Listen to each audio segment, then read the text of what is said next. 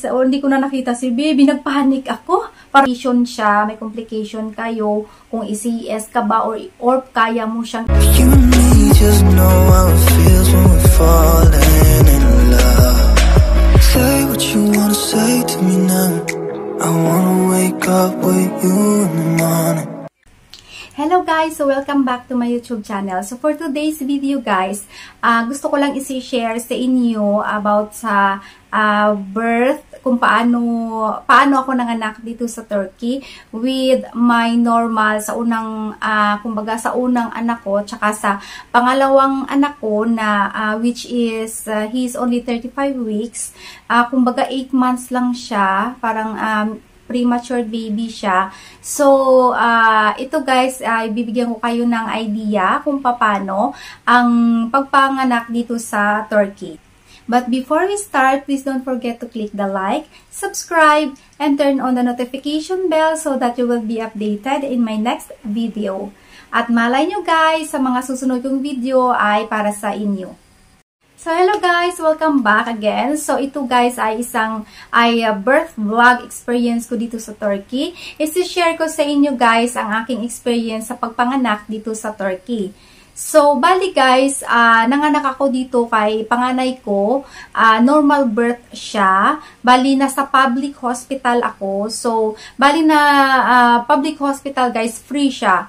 Free siya mga na kaysa sa pag-private, sobrang expensive. So, which is, for me naman, kung kaya kong mai-public siya, so why not? Kaysa naman magbayad ako ng napakamahal, na ganun din naman ang kinalabasan. So, pero nasa inyo guys, kasi depende naman yan sa choices ninyo. If you want to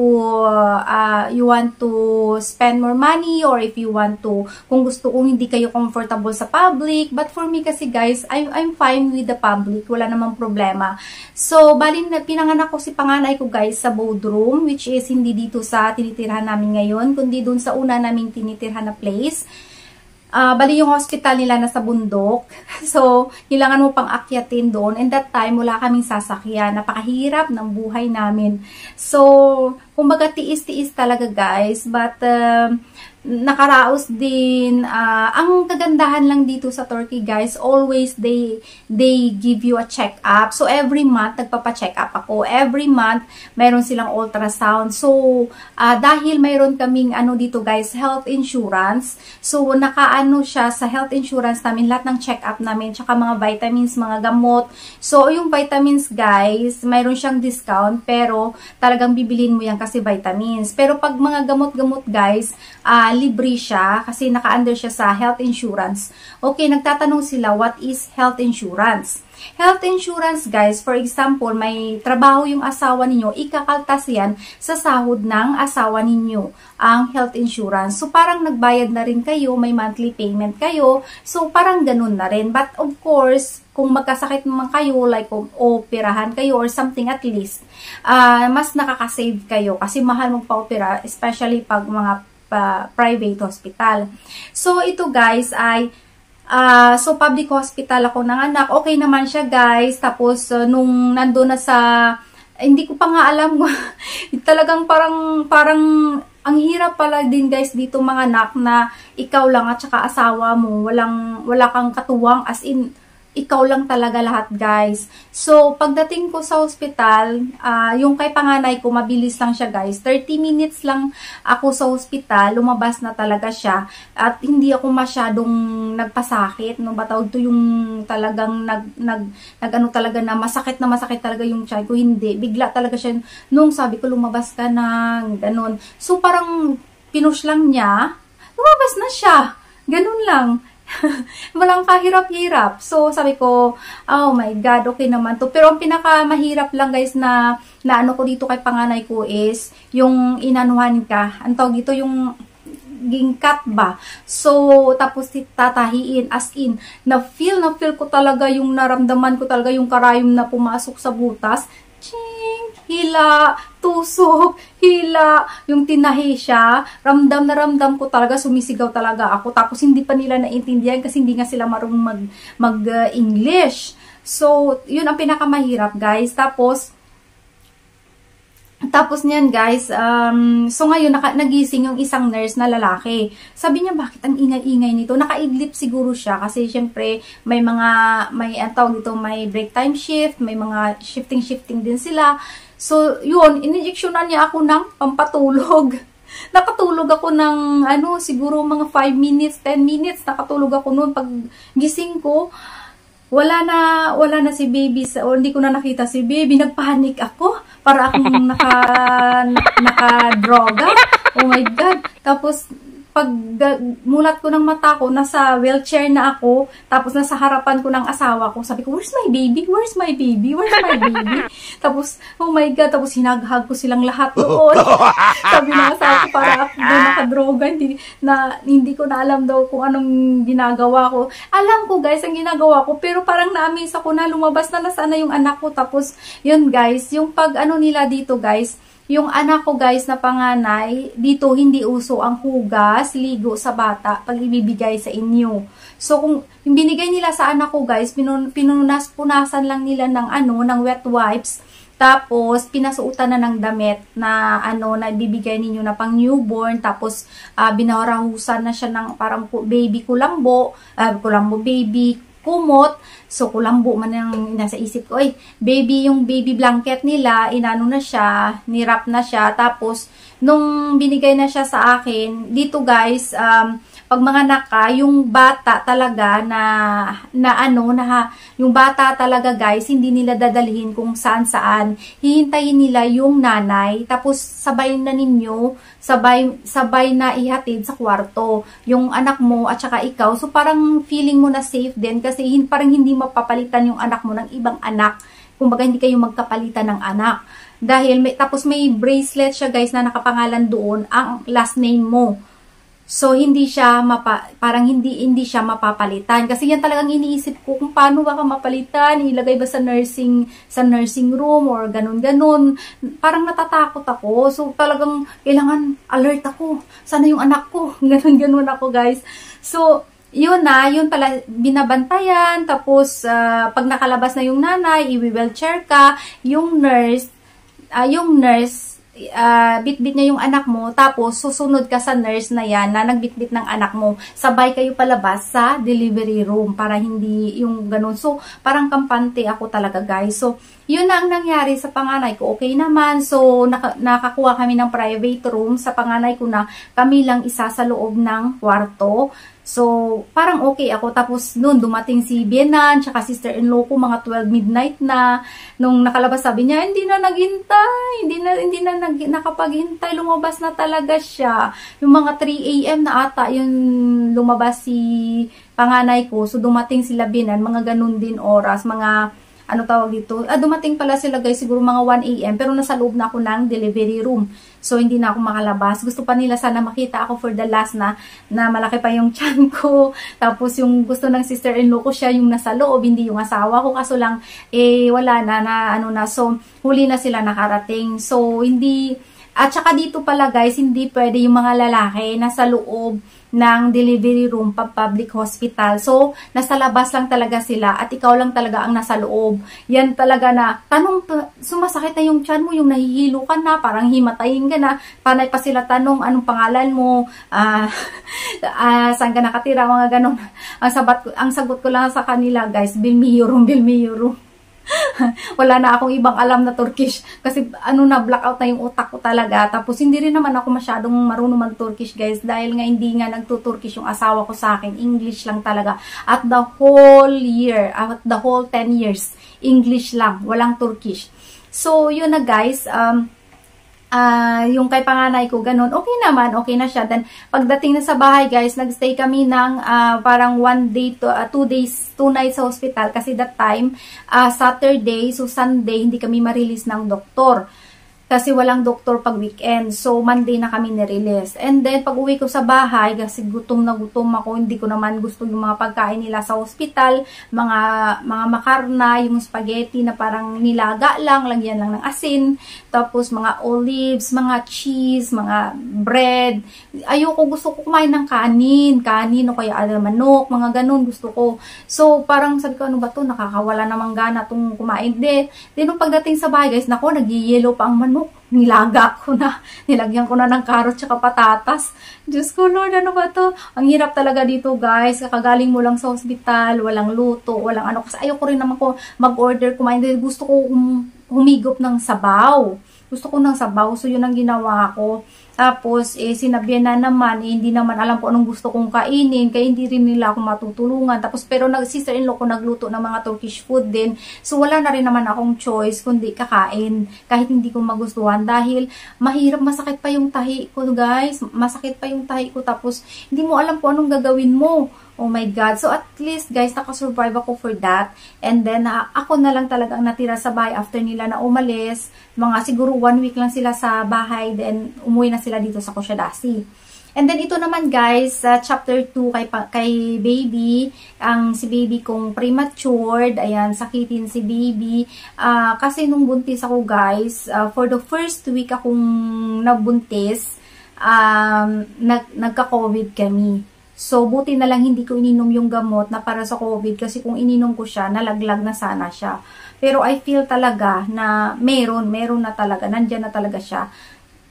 Malakas yung kutob ng dibdib ko yung ano na, meron na hindi na pwede. Parang may angel din na bumubulong sa akin na wag mo inumin yan. Sabi ng asa ko, pag hindi mo ininom yan, hindi ka gagaling. Sabi ko, gagaling ako. Pero, hindi ko iinumin yan. Dahil, meron na. Sabi niya, wala, hindi ka pa naman nag-pregnancy test eh. Wala pa naman eh. Sabi ko, sige, bili tayo ng pregnancy test. So, nung bumili kami ng pregnancy test, meron na siyang 2 lines, pero hindi pa siya klaro. Parang pinkish pa lang siya. Sabi niya, wala pa yan. Pinkish, wala yan. Ano yan siya ng, ano tawag dito, fake. Ayan, so, and the next day naman, sabi ko, okay, ulitin ko siya after 3 days. Inulit ko siya, meron na nga. So, at least hindi ko siya ininom that time. Kasi kung ininom ko, siguro, grabe ang pagsisisi ko siguro.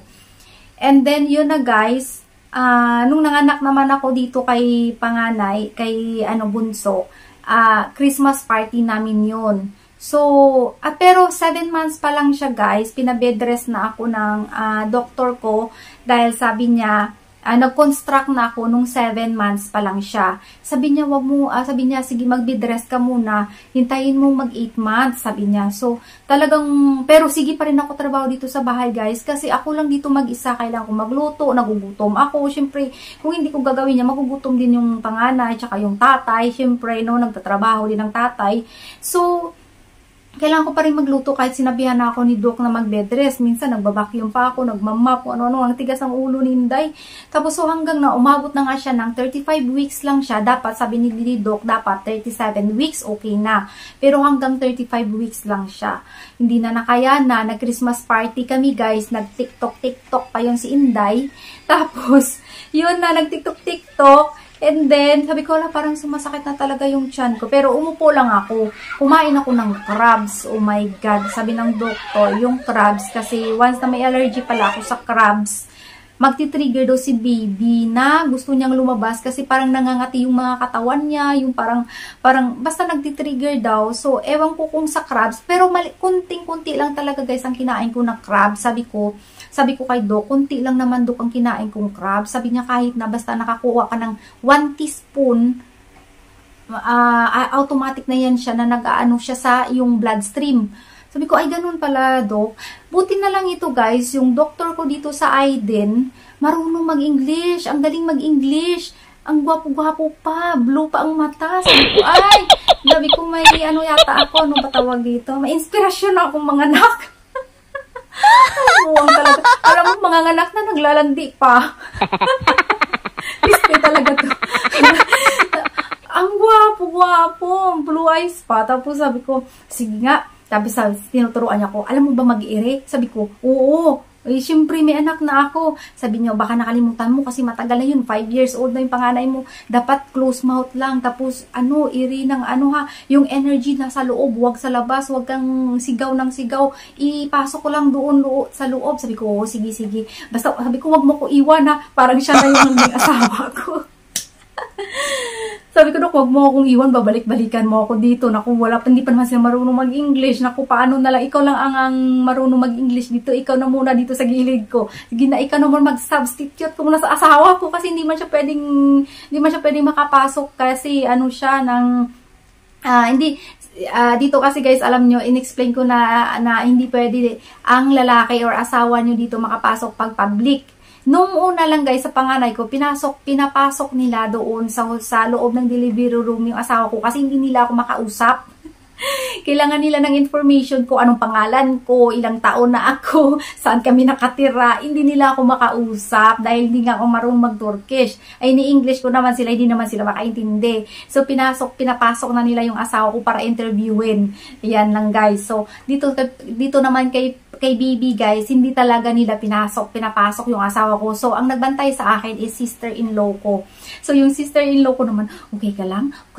Sabi ng sabi ng doktor, wag mong painumin ng tubig. Di daw ako iinom ng tubig. Ang tagal-tagal ko nag-labor kay baby guys. Sobrang 3 hours. Oh my God. 9 to 3 a.m. kaya ako nag-labor kay baby. Dalawang hospital pinuntahan namin, no? Kasi yung unang hospital pinuntahan namin, wala silang, kasi premature si baby, wala silang incubator. So, finorward kami doon sa University Hospital, sa malaking hospital, kasi sila daw kompleto doon. So, doon na naman, sige, ano na naman kami doon, nag-drive na naman kami, siguro mga 10 minutes drive, akyat sa bundok. So, doon na naman kami guys. So, syempre, tinusukan na naman si Inday. Paglabas namin doon sa unang hospital, tinanggal syempre ang tinusok na nila na pang-dextrose. Tapos, pagdating naman dito sa hospital sa syempre, tinusukan na naman ako ulit. Oh my God, ano ba yan? Tapos yun na guys, pagdating sa hospital, yes, syempre, kunin ang mga information mo, tapos pinasok na ako doon sa isang room na i-check kung ilang cm na. Dito guys, hindi daliri ang pumapasok sa bilat mo. Diba? Hindi daliri ang pumapasok sa bilat mo, no? Meron silang maliit na parang toys na yan, na may camera, ipasok nila doon, tapos itingnan nila sa screen, kung ilang cm na siya, kung nasaan na yung ulo ni baby, kung anong ganyan. So, parang panatag naman ako, tapos pagpasok niya dun sa sa bilat ko, sabi ko, what the fuck? Tawang-tawa sila sa akin. Mga animal to.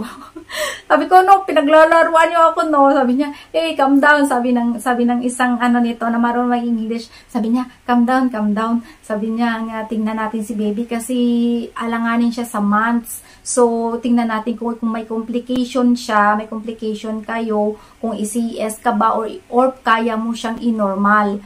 So, ngayon, tinignan naman nila na okay naman, okay ang mattress, okay naman ang position ni baby, ready na siya mag-go. So, yun na guys. So, parang 1 cm pa lang yun that time, pero nakaposisyon na si baby na mag-push na siya. Pero ang tagal pa niya talaga guys mag-push. Oy, grabe kasakit to si baby ko. Premature siya, pero grabe. Ay, nako, ewan na lang talaga. Tapos, ang tagal-tagal niya talagang lumabas. Tapos, nung after na doon, guys, sa may room na yun na chinek na kung may complicated pa kasi nga premature siya, dinala na naman kami doon sa kabilang kwarto. Grabe yung dugo talaga na lumabas nung pagpasok niya, tapos tinanggal na niya yung parang dildo na may camera na yun. Maliit lang naman siya, parang normal size lang.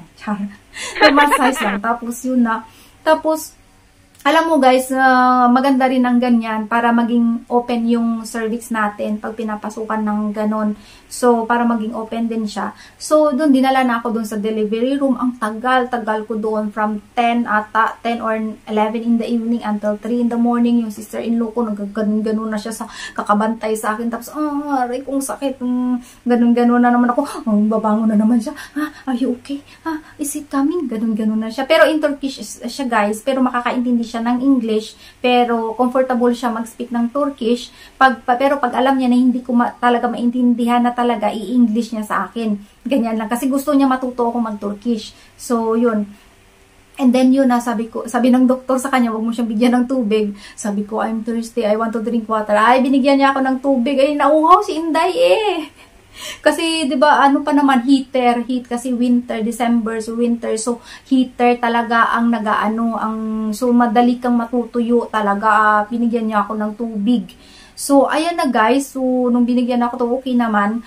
Wala namang problema pag uminom ko ng tubig. Uy, pero hindi naman masyadong marami, yung parang ano lang siya, yung atawag dito, pang basa lang ng lalamunan kasi inuubo na ako sa kakadry ng throat ko. And then afternoon guys, ilang beses sabihin, wala silang patient guys sa paghihintay na lalabas yung baby kasi ang tagal-tagal ko dun sa delivery room.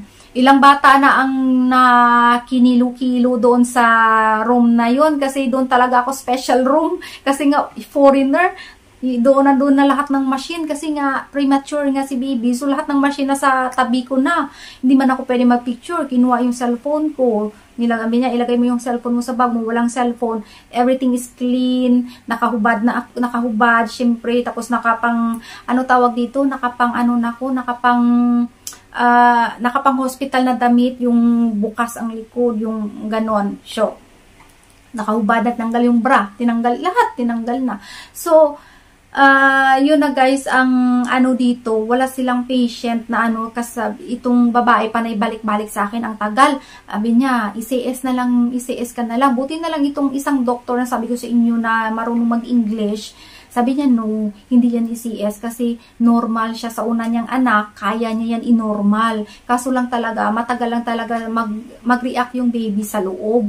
Siguro hindi pa masyado kasi alam mo naman premature, hindi siya makapag-push ng parang strong ba, so hindi siya makalabas ng ano.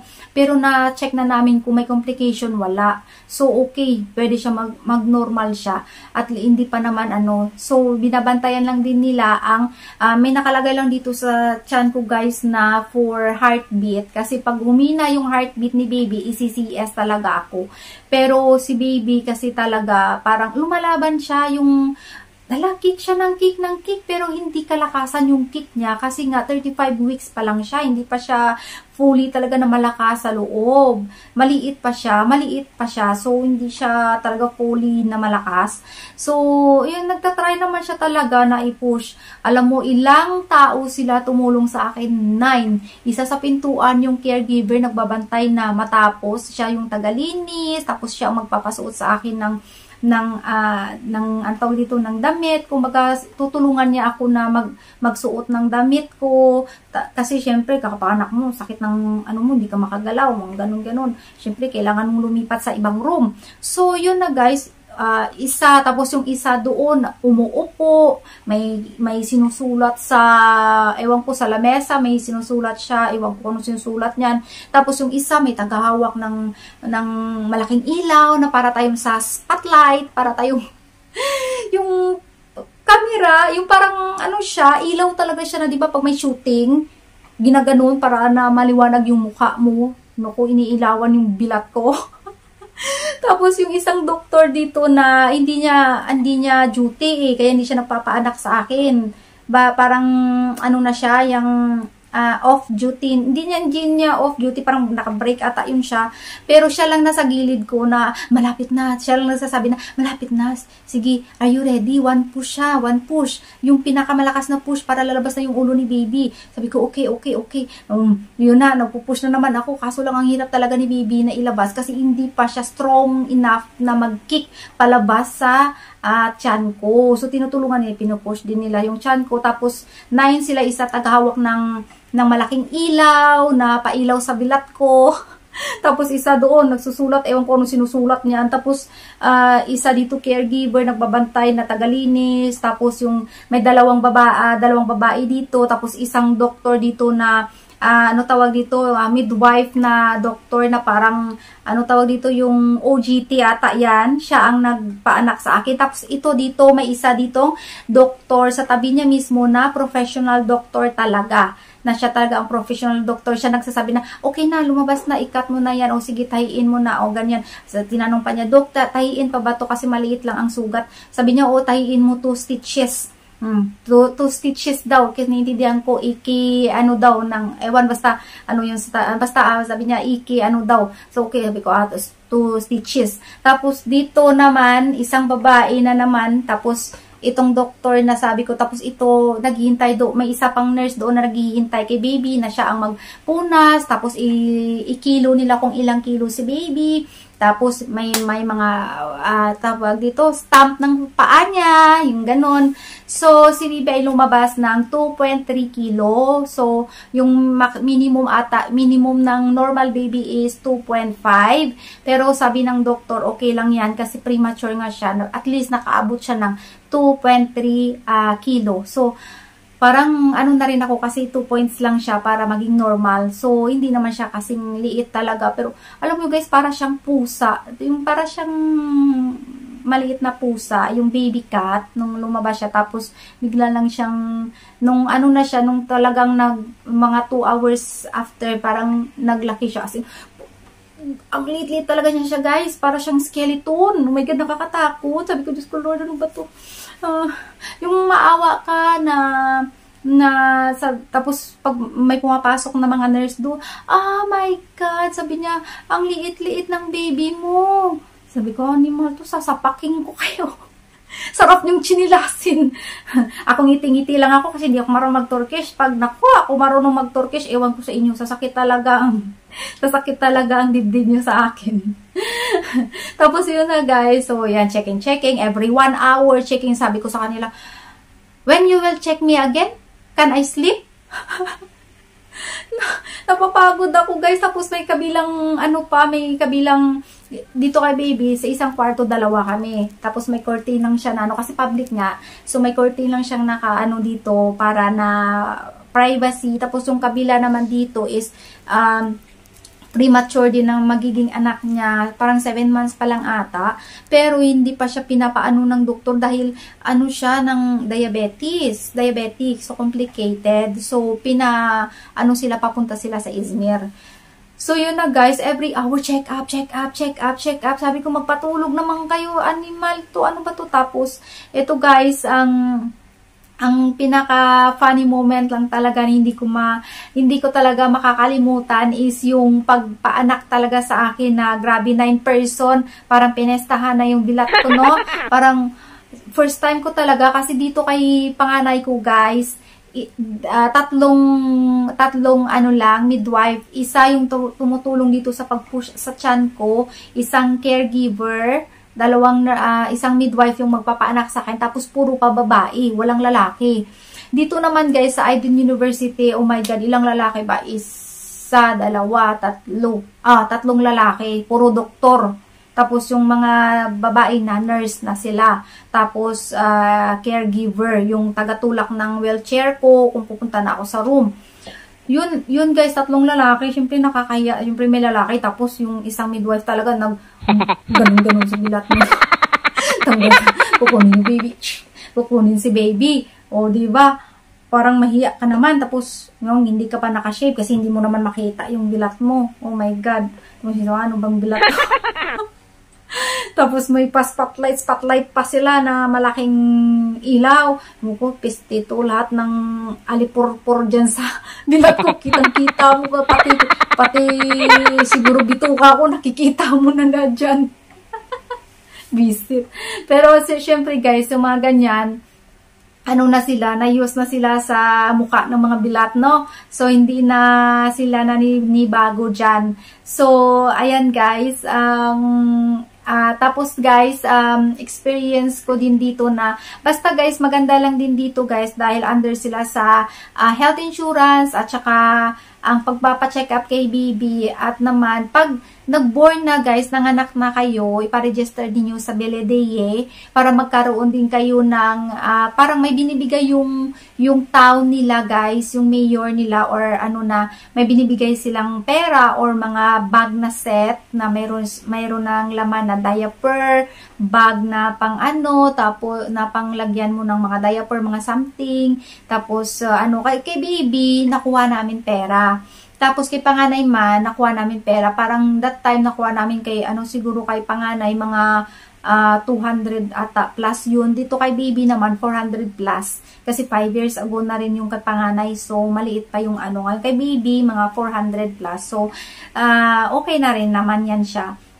And then guys, wag kayo dito guys na kasi pag mga na kayo guys, kayo lang mismo naka-feel ng nararamdaman ninyo. So please speak out.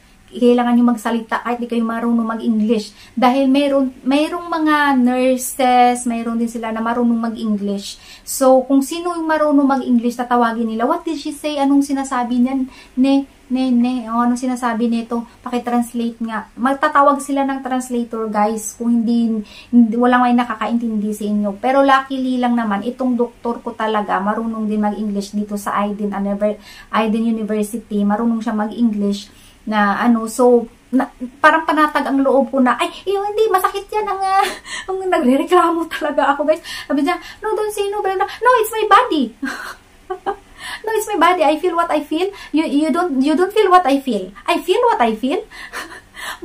Buwang talaga ako, guys. So, kaya guys, ang masasabi ko sa inyo, speak out kayo. Speak out kayo. Kasi walang may nakakaalam ng nararamdaman ninyo, kundi kayo lang. So, wag kayong tago-tago na ganito, ganyan, mahiya-hiya, or, kasi ganito, respeto. Respeto. Kung anong nararamdaman ninyo, sabihin ninyo. Kasi, in the times, guys, na kung ano man ang emergency, at least, alam nila kung anong gagawin. So, for example, hindi may allergy ka sa mga ganito, nasasaktan ka na, sabihin mo, para alam nila nararamdaman mo. Huwag yung tahimik-tahimik lang kasi baka dyan kayo tawag dito, mas lalong lumala.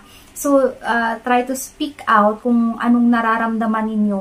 Kung wala yung asawa mo, speak to the doctor. Kung hindi maintindihan ng doktor, maghanap yan ng taga-translate, guys. Kasi hindi ka nila maintindihan dahil kung ano man ang mangyari sa'yo, silang sisihin. Alam nyo palang foreigner yan, ba't hindi kayo naghahanap ng translator dyan? Marami naman marunong mag-English dyan sa building na yan. O manawagan kayo, wanted English translator o sino dyan. O sino marunong mag-English sa inyo, halika, translate mo. Kasi ganyan sila, guys, yung isang oy, marunong mag-English, halika nga sabihin, mo nga to, anong sinasabi nito, o ganyan. O ganyan, guys. Kaya wag kayong mahiya, guys, kahit nagsasalita kayo ng English, magsalita kayo, wag kayong yung doktor ko nagtatry nga siya mag-English, tapos yung habang nagpapasakit pa ako, nagsasalita-salita pa sila naman, where are you from? I'm from Philippines. Okay, I will Google Tagalog.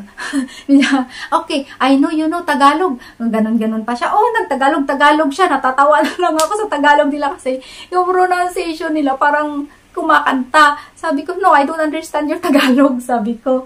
So, yun, natawa na lang talaga sila. Sabi niya, ay nako, she understand Turkish, why you are trying your best to speak Tagalog? Sabi naman ng isang doktor na to na marunong mag-English. Tawa na lang sila ng tawa. Habang ako ay ipinapanganak, nanganganak, sila naman nagjo-joke, parang feeling ko, tuloy, nanganganak ako, parang biro lang din ang panganganak ko. Ay, naku, Lord. Kaya parang hindi ko naramdaman ang boring sa pagpapanganak ko kasi puro kami biruan. Kahit ako, nagbibiro din sa kanila na, sige, push pa. I-push na ha, yung pinakamalaking push. Tapos biro pa rin sila ng biro.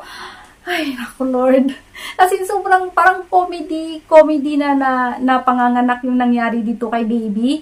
Ayan, guys. I hope, guys, na ayan, naka-learn kayo dito. Sobrang haba na ng aking chinismis sa inyo. But this is the my birth vlog experience. Sana magkaroon din kayo ng idea kung paano manganak dito sa Turkey. At anyway pala, guys, si baby, ito pa 3 kilo siya.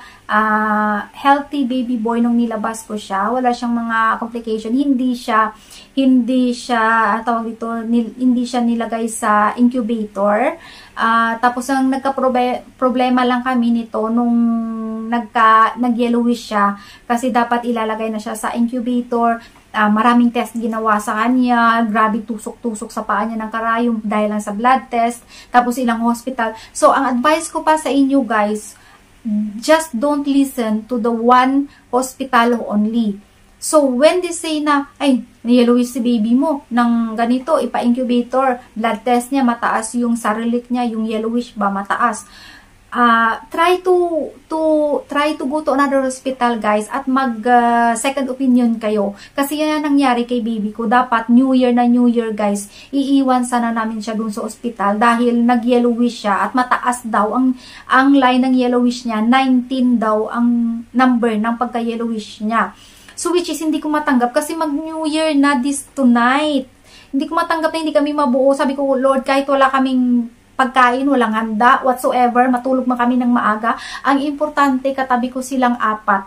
Hindi na bali, hindi kami mag-celebrate ng New Year. Basta this year, mag-start na yung New Year, kumbaga sasalubungin namin yung New Year, gusto ko kasama ko silang lahat na 4, na kaming buong magpamilya, na talaga magkasama talaga kami. Kasi si baby, first New Year niya, gusto ko akong kasama niya. Tapos breastfeeding pa ako, guys. Mahirap iwan si baby dun sa hospital. Hindi ko alam kung anong gagawin ko, guys. Hindi ko talaga alam kung anong gagawin ko dahil breastfeeding ako. Tapos kung iwan ko si baby dun, magpapamp ako. Doon na yata ako matulog sa hospital. Kahit nasa sasakyan lang ako matulog, siguro okay na ako niyan. Hindi ako matatahimik. So, sabi ko sa asawa ko, let's go to another hospital. Let's try and then we come back here. Kung the same man din ba ang test. So, pumunta kami doon sa another hospital na malapit din doon sa hospital na yan. And then, when we received the test result, the result na, nagsabi ang doktor, be happy, you can go party na, the New Year. Sabi ko, tapos nakatingin ako sa kanya, sabi ko, why? Sabi niya, be happy. Sabi niya, ang baba ng sarili niya, kumbaga, sa hospital na yun is 19, sa kanila, 11 lang. So, sabi niya, pwede mo nang dalhin si baby pa uwi. Ay, grabe. Doon na ako na naman. Naiyak na naman si Inday. Dahil sabi ko, Lord, salamat. Pinakinggan mo ang panalangin ko. Hindi mo talaga ako pinabayaan lagi. Lagi mo talaga akong pinapakinggan yung mga panalangin ko. Sabi ko, okay na ako, Lord. Okay na ako. Sige, uwi na kami. Pero iyak pa rin ako ng iyak, guys, dahil sa kaligayahan. Super thankful talaga ako kay Lord sa lahat ng mga nangyayari sa buhay ko na, kumbaga, there's a lots of down, pero lagi niya akong pinapabangon na kahit ano na akong dugmok na ako, ganun ba, pero lagi niya akong na bumangon ka, kaya mo yan, bumangon ka, kaya mo yan. Yung parang ganun. So, alam mo, wala na akong ibang nakakausap sa mga problema ko, kundi si God lang talaga. Na umuupo lang ako, tapos kinakausap ko lang siya, tumutulo yung luha ko, mga ganun lang, guys. Tapos yun na, guys, okay na. Tapos yung saya-saya ko talaga. Tapos dito na sa bahay, umuwi na kami, nag-okay na, yun, then sobrang happy ko, natulog akong sobrang saya ko. Tapos yun na naman, the week na naman, inatake na naman siya ng eczema. My God, parang nasunog na buong mukha niya, guys. Bumalik na naman kami sa doktor kasi maraming process si baby kasi nga premature, hindi pa na matured enough. Ang mga laman-laman niya, skin niya, hindi pa na matured, pati yung throat niya, pati yung mga ganito pala, guys, pag premature ang baby, guys, hindi pa matured ang mga nakaano sa katawan niya kasi dapat nasa loob pa sila ng tiyan mo. So, yung water sac nila sa loob is, yan, ang nagpo-protect sa kanila at nagpapamatured ng mga skin cells nila, tsaka mga hair. So, yan, guys. So, kaya, pag kayo, guys, ay buntis, alagaan niyo yung sarili niyo, iwas stress. Kasi ako talaga, sinusumpong ako ng stress nung buntis ako kay baby. Hindi ko alam kung bakit, baka pinaglaruan ako ng ano tawag dito ng natin. So, ano ba tawag yung mood ba? Lagi nagsiswing, yung parang lagi kang galit, yung ganun. So, anyway, guys, alagaan yung sarili ninyo sa lahat ng mga pregnant women. Alagaan yung sarili niyo at always eat healthy foods, vegetables, more water, more vitamins. Ayan. So, and sleep well, guys. Sleep well. Dahil hindi maganda ang pagpupuyat pag buntis ka. At saka iwas-iwas din sa chicken. Si baby ko may allergies sa egg and chicken. Hindi siya makakain ng chicken. Ayan. So kung egg, pati egg, guys, hindi siya makakain ng egg. Hindi rin siya makakain ng chicken. Lahat ng mga na yung mga egg lang, guys, na example sa mga cake, mga bread, okay naman. Pero pag talagang actual talaga na egg alone lang, at saka chicken lang talaga na hindi siya makakain, guys. At allergy siya, hindi siya makahinga, na-suffocate siya. Yan ang sabi ng doktor, huwag mo siyang pakainin kasi delikado, baka maanwan yung heart niya at saka lungs. So, hindi siya makakain ng chicken.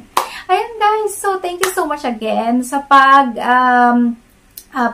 sa pag-subaybay at saka sa pag-all support ng aking mga videos. Ayan, thank you so much. At saka, I hope na nakatulong itong vlog ko sa inyo kung anong gagawin niyo dito sa Turkey pag kayo na ang mga anak.